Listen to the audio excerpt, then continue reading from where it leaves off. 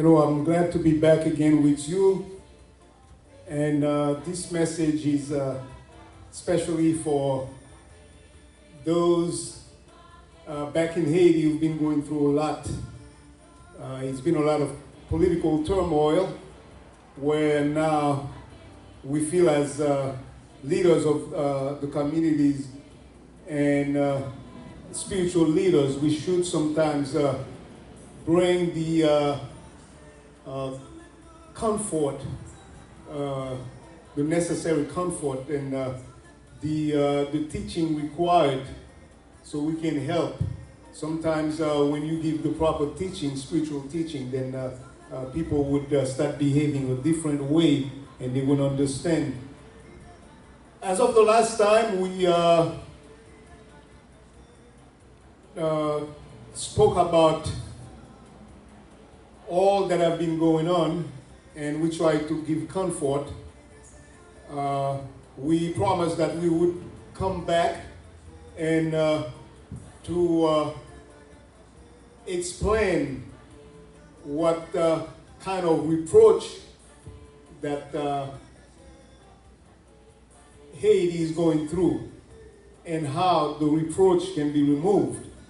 Because as of the last time, we try to make a comparison between Haiti and Israel, and you can learn from the past, or you can learn what happened from what happened before in order to avoid the same mistake.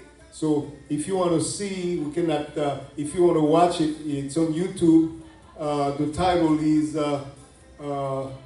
Haiti, Why Do Some Say That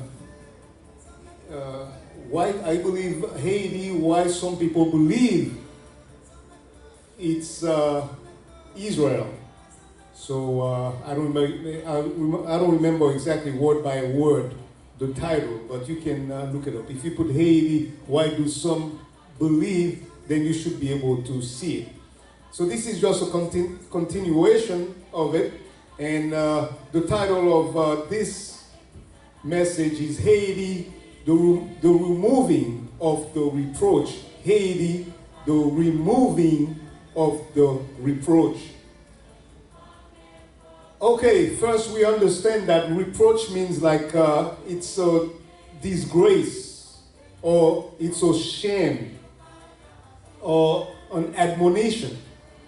So as of the last time, we concluded that just like Israel, Haiti is waiting for the removal of the reproach. So the word reproach comes from the Greek word kerpa. That's C-H-E-R-P-A-H. It means shame, disgrace, despised, reprehension, admonition. So we just want to go through two main parts or subtitles of this message today, because this is only part 1 of 3, because I have it divided into 3 parts. So today we're going to try to cover rapidly what comes out of reproach, and also why Israel was bearing the reproach, which can be exactly why Haiti is bearing the reproach. Okay, first, if you want to have a better picture, ask the prophet Nehemiah. Well, Nehemiah was in Babylon. He was among the captives of Babylon, and he was working in the palace, and all of a sudden someone came from Israel, just like a lot of the Haitians here. They have big position here or elsewhere in some of the most sophisticated places. And when someone would come from Haiti and they would ask, how is everything back there? And a lot of times, just like Nehemiah, the answer, maybe you shouldn't have asked, but the answer you get back would bring you to tears. So that's what happened to Nehemiah. But Nehemiah did something about it. So if you look in Nehemiah chapter 1, verses 1 through 3,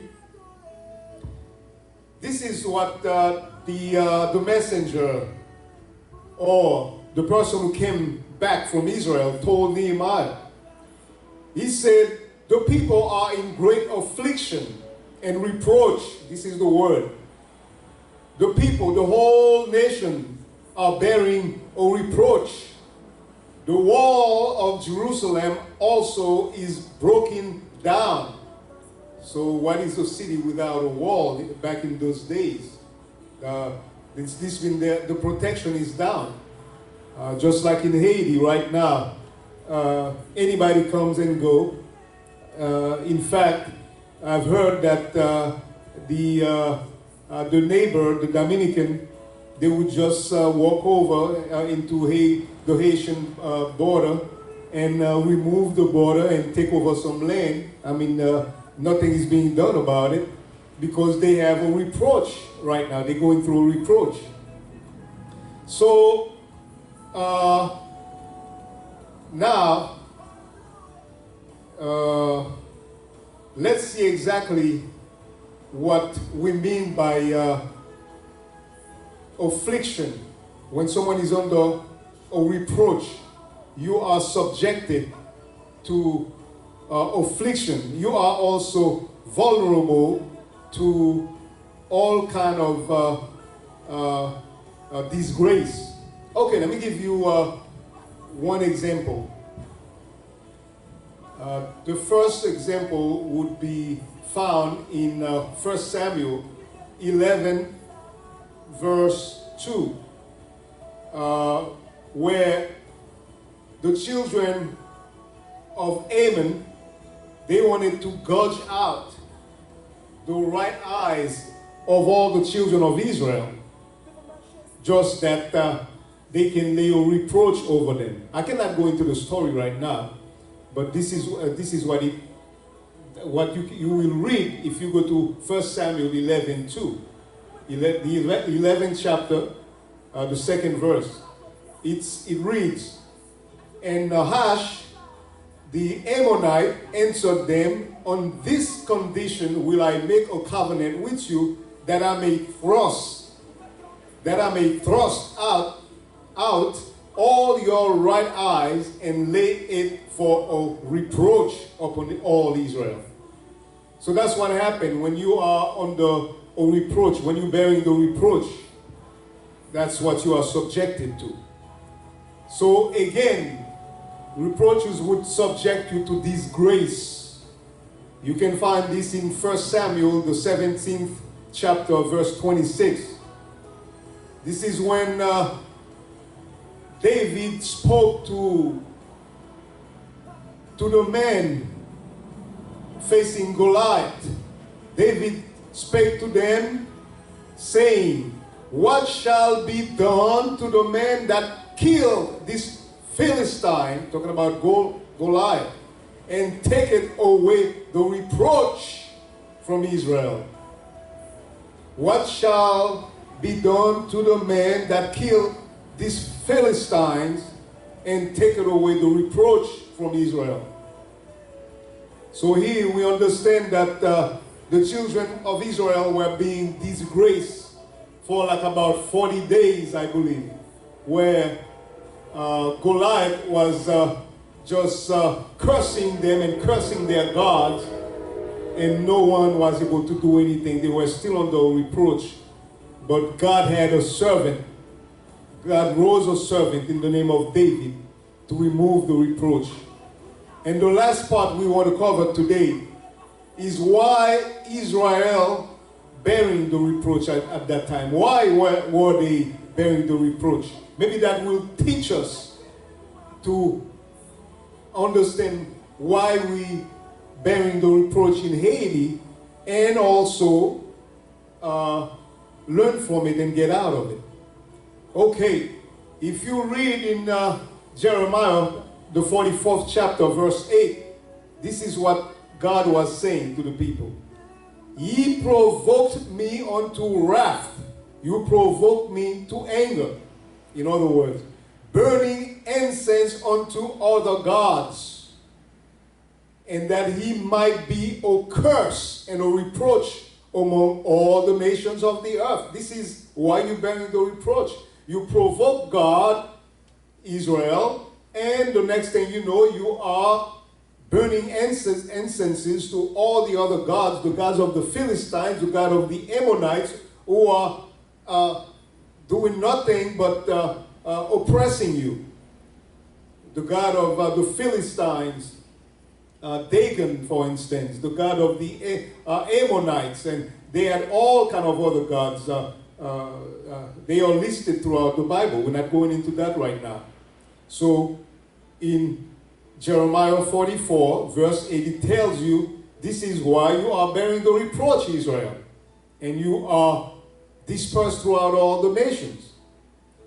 So this is what they answered, and that's why they were bearing the reproach. When Jeremiah spoke to them, they answered and said, we will not hearken unto thee, Jeremiah. That's verse 16, the same chapter 44. It says, if you want to read it, you can read the whole chapter, because they didn't want to stop doing their sacrifice to other gods. So further down, Jeremiah told them in Jeremiah 7, verse 18 and 37. You can write that down and you can read it on your own. Jeremiah 7, verses 18 and 31. Ye sacrifice your children, things that never came into my heart. This is what God was saying. Remember that one of the gods, Moloch, Baal, that the Israelites were serving would require children sacrifice. That we have going on until today. A lot of us know that right now. So it's nothing new. So we want to cut short the part one right now, the first part of this study.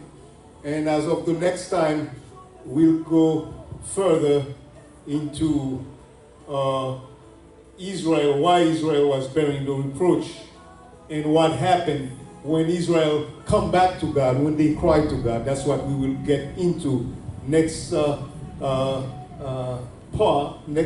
the second part. And the third part, we will go into how God removed the reproach, just like God removed the reproach in front of Goliath. And when God will definitely remove Israel's reproach. That's the last time, the last reproach Israel will have, because Jesus will come and remove the reproach. May God bless you, and keep your hope up, and keep praying for the country that God may remove the reproach. May God bless you.